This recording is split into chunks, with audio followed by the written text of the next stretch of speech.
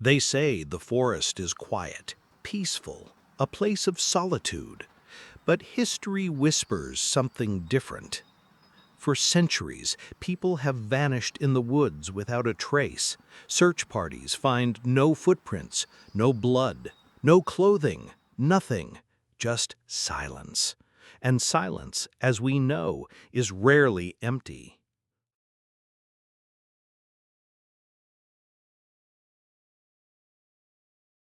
Forests cover nearly one-third of Earth's surface. They are home to countless species, ecosystems, and mysteries that science is still struggling to understand. Authorities tell us that most disappearances can be explained: wild animal attacks, exposure, getting lost. The official explanations sound reasonable, predictable, reassuring. But buried beneath this neat story are fragments of something much darker. Hikers vanish on well-marked trails. Entire groups split apart as if something unseen drove them in different directions. Experienced outdoorsmen, people who knew the terrain like the back of their hand, step into the trees and are never seen again. The National Park Service keeps records of missing persons. Yet, curiously, researchers have long claimed that no central, publicly available database exists for disappearances in U.S. national parks. Why? Bureaucracy or a deliberate cover-up? It is claimed that more than 1,600 people vanish from American wilderness areas every year. Most are found, some are not, and those who are never recovered become part of a chilling legend whispered around campfires. There is something in the woods. Consider this. In countless cases, dogs, highly trained search and rescue animals, refuse to track a scent. They stop abruptly at the forest's edge, pacing nervously, whining, as though something invisible is blocking their path. Veteran rescuers describe vanishing points, locations where all trails go cold, where evidence simply ceases to exist.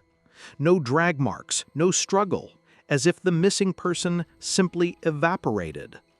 And the strangest detail of all, sometimes bodies reappear months or years later in places that were already searched thoroughly, perfectly preserved, without signs of animal predation. It's as if the forest itself held them and then decided to give them back. What could explain this? A flaw in human memory? Searchers overlooking the obvious? Or something far more unsettling? Something playing with us, testing us, hiding just out of sight? Take the case of 1969. A boy named Dennis Martin vanished in the Great Smoky Mountains during a family camping trip. He was only 6 years old. Dozens of searchers combed the area, hundreds eventually. The military even deployed Green Berets to assist, an unusual move for a missing child case. But Dennis was never found. Local reports from the time mentioned something chilling. A witness several miles away claimed he saw a rough-looking, bear-like man carrying something over his shoulder in the woods that same afternoon. Authorities dismissed it as irrelevant, but some investigators believe it may hold the key. Why were Green Berets there? What exactly were they searching for? Another case, in 1958, experienced hunter Roy Klein disappeared in Oregon's Mount Hood National Forest. His companions said he stepped behind a tree to relieve himself and never came out. They searched immediately, calling his name, circling the area, but he was gone. To this day, his body has never been recovered. According to some researchers, Native American legends speak of shadowy beings that live between the trees, entities that lure people deeper and deeper until they can no longer find their way back. Coincidence? Folklore?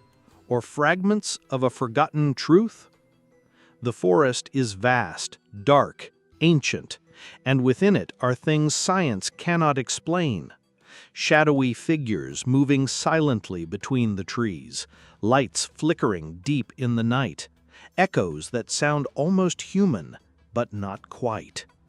And always the silence.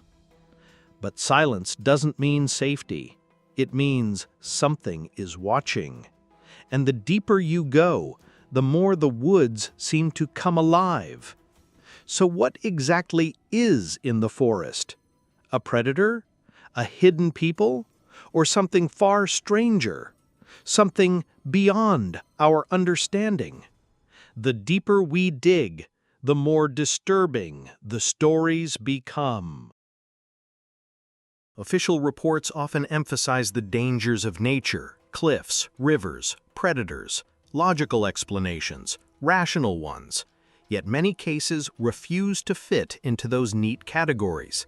Clothing is sometimes found neatly folded, placed on rocks or logs, as though arranged deliberately. Shoes, strangely, are often missing.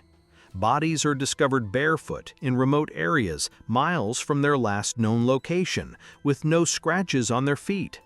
How could someone walk barefoot through miles of rough terrain with no injuries? There are also reports of missing persons being found in places almost impossible to reach. Children as young as 2 or 3 discovered high on ridges, far from the original disappearance site. Rescuers wonder, how could a toddler climb over jagged rocks and dense undergrowth to reach such a place? According to some investigators, the answer is simple. They didn't climb. They were taken. In 1997, a seasoned outdoorsman named David Gonzalez vanished in Yosemite National Park. He was 9 years old. His mother, preparing food, told him to stay close. Minutes later, he was gone. Days of intensive searching yielded nothing until his body was discovered a year later, high on a treacherous slope. His clothing was intact. His bones showed no signs of trauma. It was as though he had simply been placed there.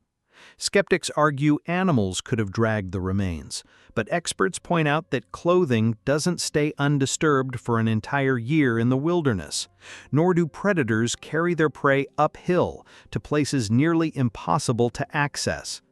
Then there's the case of Carl Higdon in 1974, hunting in Wyoming's Medicine Bow National Forest. According to his sworn statement, he encountered a strange humanoid figure, tall, angular, wearing an unusual suit. Higdon claimed the figure immobilized him, transported him aboard a craft, and released him hours later, miles from where he had vanished. Authorities dismissed his account as delusion, but the spot where he was found was deep in rough terrain, an area he could not have reached on foot in the time he was missing.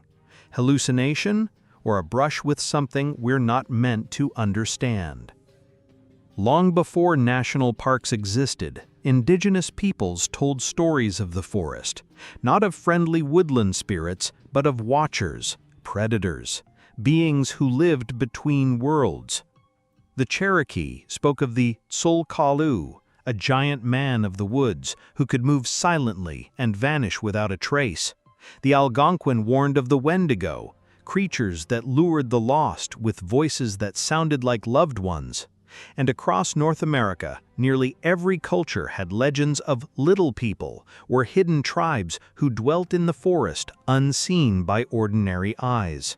Skeptics dismiss these stories as myth, but what if they are distorted memories of real encounters, warnings passed down through generations? After all, every legend begins somewhere. Researchers studying these cases noticed a chilling pattern. Many vanishings occurred near areas of high granite concentration. Granite, oddly enough, is a rock associated with high levels of magnetic anomalies. Compasses spin erratically, radios cut out, electronics fail. Why are so many disappearances clustered near such places? Coincidence? Or does granite act as some kind of energy source, a doorway, a veil between worlds? Another pattern is water. Lakes, rivers, swamps. Missing persons are often found near water or vanish after moving toward it. Some theorists suggest this is simple human behavior. People follow water when lost. But others whisper a darker explanation. Water, they say, is a threshold, a boundary, and sometimes things wait at the boundaries. Imagine this. You're deep in the forest. The trail behind you is gone. The trees close in, their branches stretching like skeletal hands.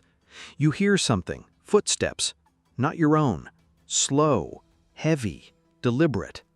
You turn, expecting to see another hiker, but there's nothing, just shadows. And then the forest goes silent. Birds stop singing. Insects stop buzzing. The air itself feels heavy, as though you've stepped into another world. Is it just the woods playing tricks on your mind, or is something watching you from between the trees, something ancient, patient, and very, very real?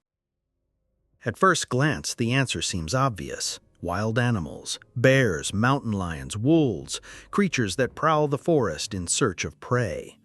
But this theory unravels under scrutiny. Predators leave signs, blood, tracks, torn clothing.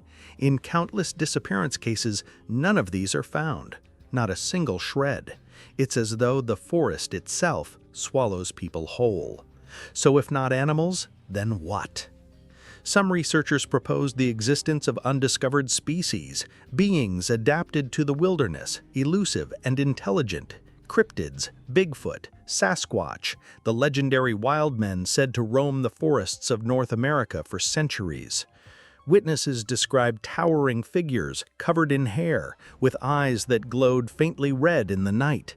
Creatures that seemed more human than animal, always watching, rarely approaching, but capable of terrifying power when provoked. Is Sasquatch merely folklore, or a surviving relic of a species science has yet to classify? Could these mysterious beings be responsible for at least some of the vanishings? But not all accounts point to creatures of flesh and bone. Some speak of lights, strange, hovering orbs drifting silently through the trees. Lights that appear just before people vanish, then disappear into the night sky.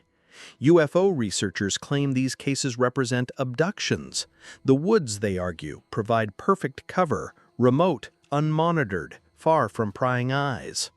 Whistleblowers say the government is aware of these incursions, that military presence in certain missing person cases, such as the Dennis Martin disappearance, was not about searching for a child, but about containing something far more dangerous. According to some, these lights are not merely craft, but living entities themselves, plasma-based life forms feeding on energy and perhaps on us. Skeptical, perhaps, but ask yourself this: why do so many missing person reports describe strange flashes of light in the moments before someone is gone? Then comes the darkest theory of all, that the disappearances are not the work of beasts nor aliens, but of humans. It is claimed that deep within national parks, hidden facilities exist, underground research bases, black projects, experiments no one is supposed to know about. Rumors circulate of covert operations using the wilderness as cover, helicopters spotted without markings, unidentified men in military fatigues sealing off search areas, equipment vanishing, witnesses silenced. Whistleblowers claim these vanishings are sacrifices or test subjects fed into classified programs tied to survival research, genetic modification, even attempts to communicate with non-human intelligences. The forest, after all, is the perfect place to hide something. But perhaps the strangest connections lie in the overlap between ancient myth and modern science. For centuries, cultures worldwide have spoken of fairy rings, portals in the woods where time itself flows differently. Step inside, and hours pass like seconds, or seconds like centuries. Today, physicists discuss quantum anomalies, parallel dimensions, wormholes, concepts that sound eerily similar to those old legends. Could the missing be victims of such distortions? People slipping into another reality without warning, never to return. It sounds impossible until you realize that even NASA scientists admit our universe may be just one of many. Those who spend their lives in the woods speak of moments when the forest feels wrong, when the air is too still, when every sound vanishes at once. Hunters describe the same sensation, a pressure in the chest, a tingling at the back of the neck, as if unseen eyes are watching. What is it about these places? Are they simply natural dead zones, or thresholds, gateways where the veil between worlds wears thin? Imagine this. You are lost, hours into your trek. The sun is dipping behind the trees. The shadows stretch long, covering the forest floor. Then you see it, a light, flickering between the trees. Not fire, not a flashlight, something else. You step toward it, drawn like a moth to flame.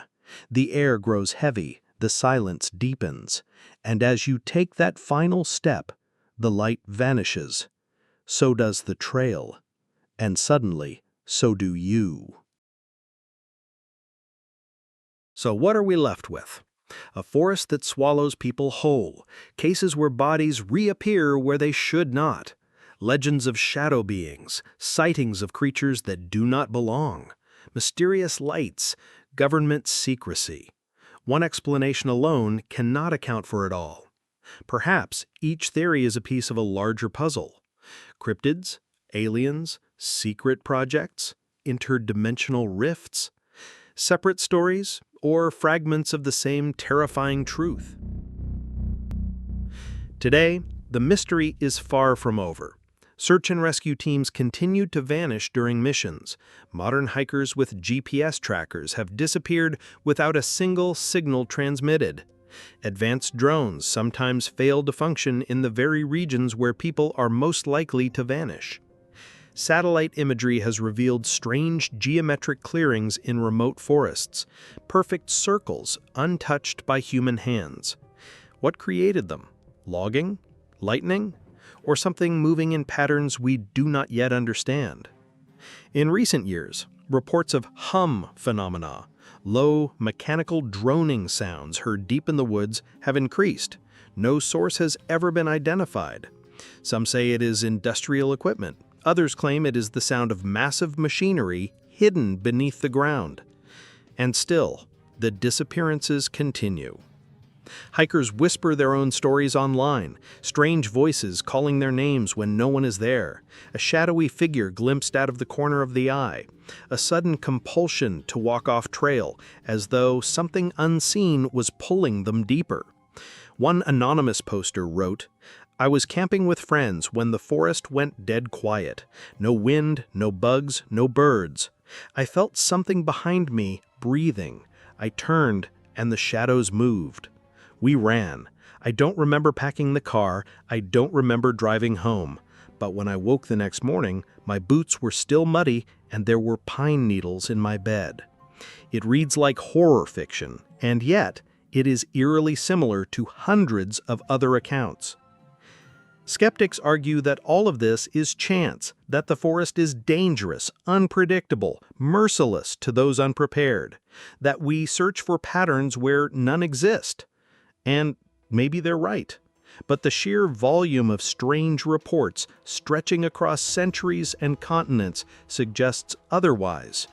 The forest is alive. It remembers. It watches. And sometimes it takes. So, the question remains, what waits for us between the trees? A predator of flesh and blood, an intelligence not of this earth, a hidden world overlapping with our own? Or is it something far older, something that has always been there, hiding in the silence, feeding on our fear? The next time you step into the woods, remember this. Every missing person thought they were safe. Every vanished hiker believed the trail would lead them home. And every whisper of wind between the trees could be more than just the forest breathing. Because in the woods, silence is never empty.